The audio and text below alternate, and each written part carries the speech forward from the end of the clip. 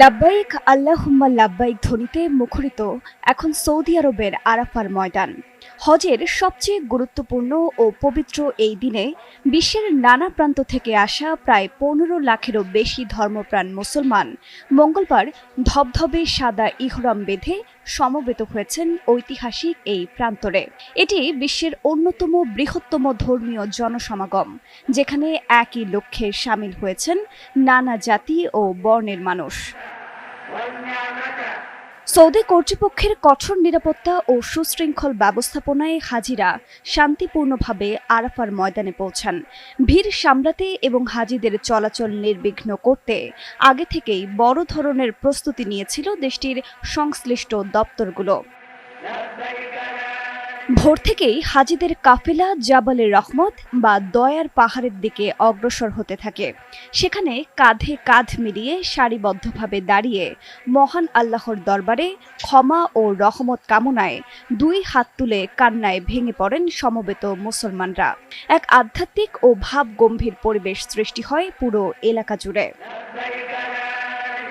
ইসলামী ইতিহাস অনুযায়ী জাবালের রহমত অত্যন্ত তাৎপর্যপূর্ণ স্থান। আজ থেকে ১৪০০ বছরেরও বেশি সময় আগে বিদায় হজের সময় মহানবী হযরত মুহাম্মদ সাল্লাল্লাহু আলাইহি ওয়াসাল্লাম এখানেই তার ঐতিহাসিক ভাষণ দিয়েছিলেন। বর্তমানে এটি হজের সবচেয়ে পরিচিত নিদর্শন এবং আরাফাত দিবসের মূল কেন্দ্রবিন্দু। ইসলামী শরীয়ত মোতাবেক ৯ জিলহজ আরাফার ময়দানে অবস্থান করা হজের প্রধান রোকন।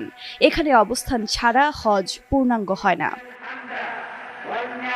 মক্কার মসজিদুল হারাম থেকে প্রায় ১৮ কিলোমিটার দূরে অবস্থিত এই আরাফাত ময়দান বছরের বাকি সময় জনশূন্য থাকলেও হজের দিন কয়েক ঘন্টার জন্য মুখরিত হয়ে ওঠে।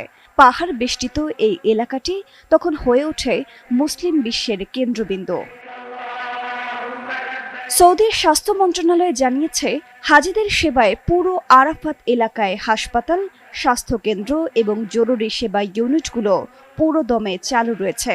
পাশাপাশি সিভিল ডিফেন্সের বিশেষ উদ্ধারকারী দলগুলো পাহাড়ের দুর্গম ও উঁচু স্থানে মোতায়েন রয়েছে।